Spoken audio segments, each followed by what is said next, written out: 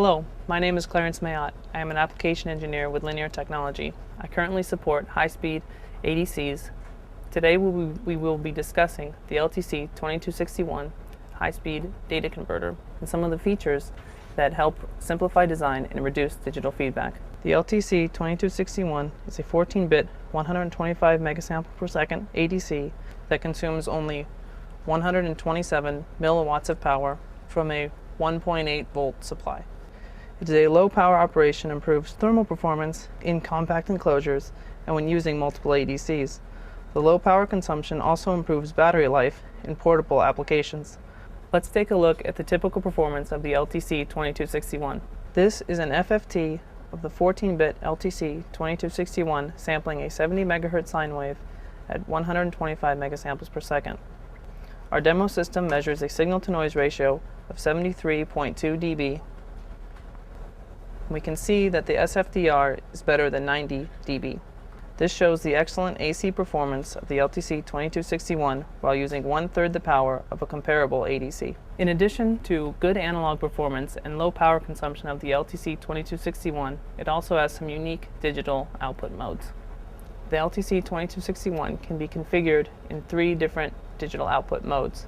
The first, full rate CMOS, uses the lowest amount of power and uses all 14 data lines. Second, DDR CMOS uses 7 data lines by transmitting 2 bits of data on both the rising and falling edge of the clock. The third, DDR LVDS, also transmits on both the rising and falling edge on the clock and uses 14 data lines, but differentially, which gives some immunity to digital feedback and digital noise. Now I would like to show how digital feedback can manifest itself in the noise floor of an ADC.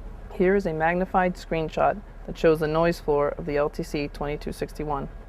Digital feedback typically produces a shaping of the noise floor as shown. In this case, the digital feedback causes peaks in the noise floor of about 3 dB. The layout of the LTC2261 demo board was optimized to minimize digital feedback, but still some is unavoidable. In applications where poor layout is used, these peaks can be up to 20 dB. If this were a narrowband application that happened to collide with the elevated regions of the noise floor, this represents a real loss of SNR on the order of 20 dB.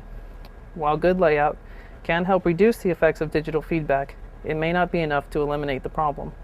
The LTC2261 helps reduce digital feedback by providing a new proprietary mode to help mitigate it, called alternate bit polarity mode. Let's take a look at an example where digital feedback is likely to occur. In this example, we have a signal that is exercising a few codes around mid-scale. On each sample, all of the high order bits are swinging from 0 to 1, which generates large ground currents that can couple back into the analog input, maximizing digital feedback. When alternate bit polarity mode is used, every odd data line is inverted. This means that instead of 14 data lines switching between 0 and 1 together, half are switching in one direction and half are switching in the other direction. This provides a cancellation of ground currents to provide a significant reduction in digital feedback effects. To decode this data, a simple inverter would be needed to implement in the receiver on each odd data line.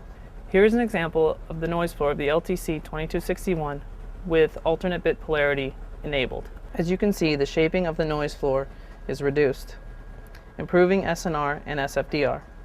An alternate bit polarity mode helps to reduce digital feedback, which can be critical in designs with low input signals or poor layout.